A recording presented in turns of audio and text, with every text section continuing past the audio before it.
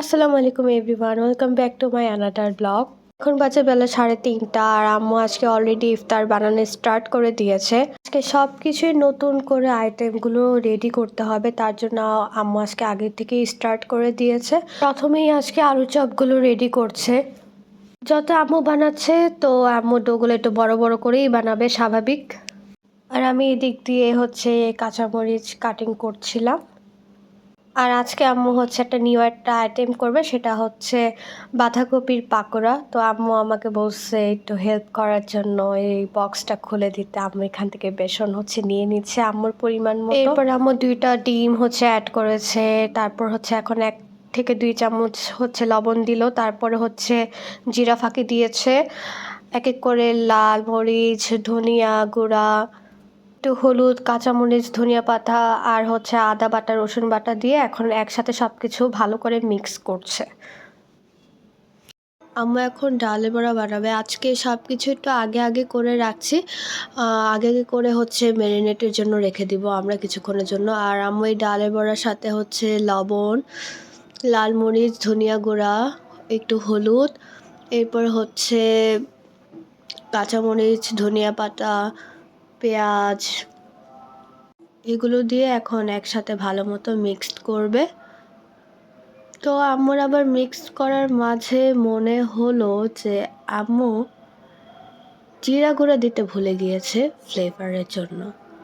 এরপর আম্মুর হাতের কাছে জিরা গুঁড়ো এনে দিলাম। তো হাফ চা চামচের মতো আম্মু অ্যাড করছে।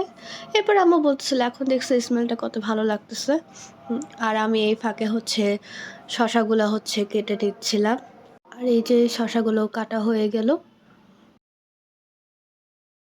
এরপর এই বেগুনটা আজকে ছোট ছোট করে স্লাইস করে কাটবো। আজকে ছোট ছোট করে স্লাইস করে কেটেছি, কারণ আম্মু বলছে ছোট করে করার জন্য, বড় করে করা দরকার নেই। এখন এক এক করে সব রেডি হয়ে আছে। জাস্ট এখন চুলায় তেল গরম হয়ে আসলেই এক এক আইটেম তেলে দিব আর ভাজবো। তো তেল তো প্রায় গরম হয়ে আসছে, তাই এখন তেলে আমি এক এক করে আলুর চপগুলো দিয়ে দিব।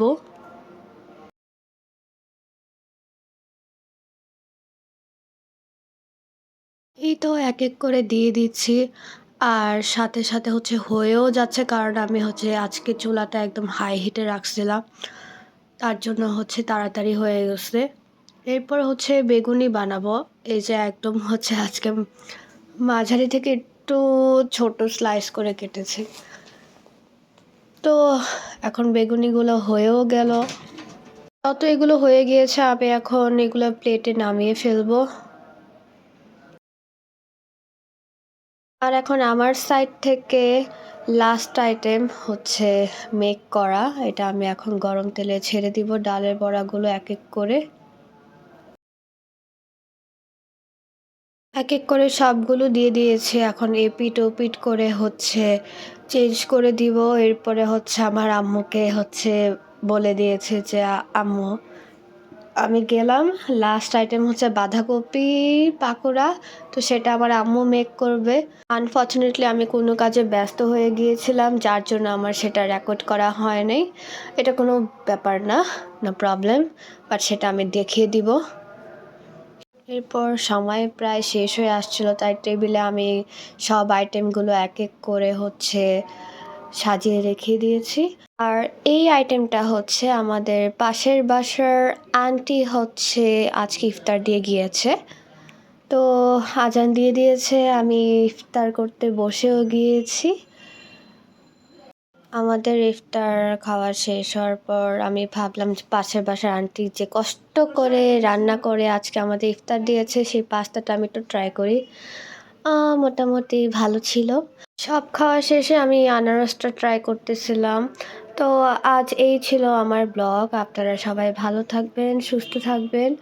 কালকে ইনশাল্লাহ আবারও একটা নতুন ব্লগ নিয়ে আসবো আপনাদের মাঝে। আল্লাহ হাফেজ এভরিওয়ান, আসসালামু আলাইকুম।